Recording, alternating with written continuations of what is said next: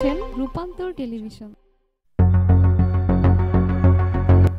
জাতীয় প্রেস ক্লাবের সামনে বাংলাদেশ মাদ্রাসা শিক্ষা বোর্ড কর্তৃক রেজিস্ট্রেশন প্রাপ্ত সকল স্বতন্ত্র ইবতেদায়ী মাদ্রাসার প্রাথমিক বিদ্যালয়ের ন্যায় জাতীয়করণ ঘোষণার দাবিতে দেশের সকল শিক্ষক শিক্ষিকাদের নিয়ে অবস্থান ধর্মঘট চলছে।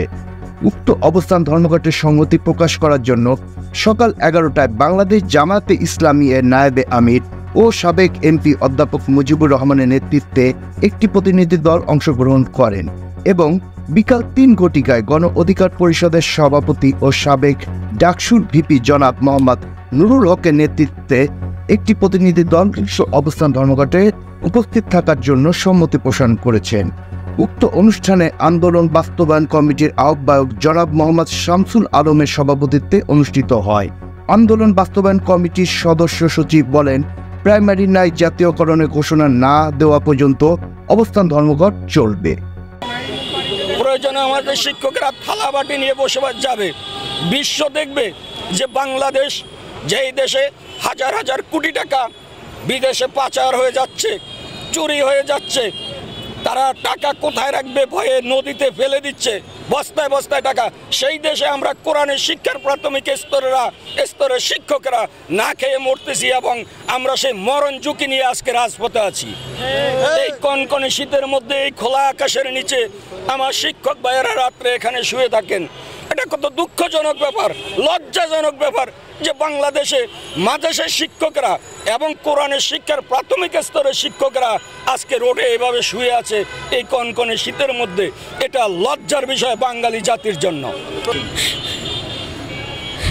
আমার নাম রুবিনা আক্তার, আমি বলা সদর থানার অনুদানভুক্ত একটা প্রতিষ্ঠান পশ্চিম চরসময় স্বতন্ত্র ইবতেদায়ী মাদ্রাসা। বলার কিচ্ছু নাই, বলতে চাই না, লজ্জা লাগে।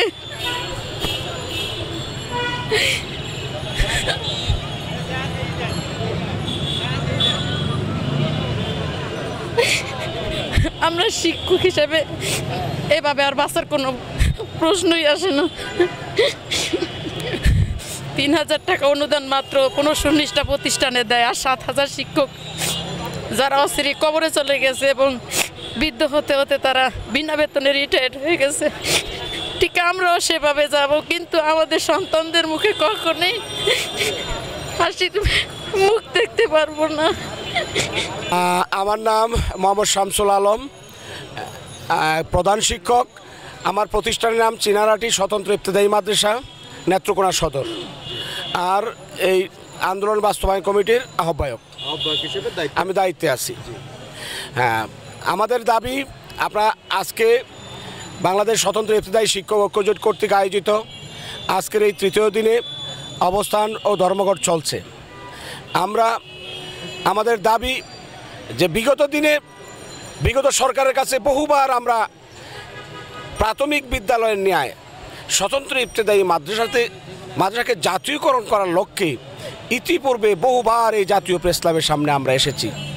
আমরা শেষ করে বলতে চাই, আমাদের দাবি এক, জাতীয়করণ না হওয়া পর্যন্ত প্রাইমারি ন্যায় আমরা এই অবস্থান থেকে আমরা পরিত্যাগ হচ্ছি না।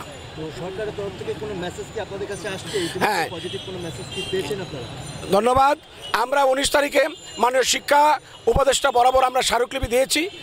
এখন পর্যন্ত সরকারের তরফ থেকে আমাদের কোনো মেসেজ এখনো দেওয়া হয়নি, কোনো রকমের কোনো মেসেজ দেওয়া হয়নি, যা পৌঁছায় নাই শিক্ষা অধিদপ্তর থেকে। আমাদের দাবি, স্বতন্ত্র ইবতেদায়ী মাদ্রাসাকে অবশ্যই জাতীয়করণ করে বাংলাদেশকে কলঙ্কিত মুক্ত করতে হবে। পৃথিবীর সকল শিক্ষক সমাজকে কলঙ্কিত মুক্ত করতে হবে। এই বাংলা মায়ের মুখ থেকে কলঙ্কের দাগ মুছে দিতে হবে। আমার সন্তানকে তার অধিকার ফিরিয়ে দিতে হবে, আমার মাকে তার অধিকার ফিরিয়ে দিতে হবে, আমাকে আমার অধিকার ফিরিয়ে দিতে হবে। আজকে আপনাদের কর্মদিবসের তৃতীয় দিন, আজকে আমাদের এই 25 সালে তৃতীয় দিন, আর 22 সালে আমরা 23 দিন করছি। তখন ভোর রাত্রে গরম পানি টিয়ার গ্যাস দিয়ে আমাদের শিক্ষকদের মারপিট করে ওই করে দিয়েছে ভোর রাত্রে। আমরা চাই যদি মুগ্ধর মতো আবু সাইদের মতো যদি জীবন দিতে হয় তবু আমরা জীবন দেব, কিন্তু আমরা এই রাজপথ ছেড়ে যাবো না।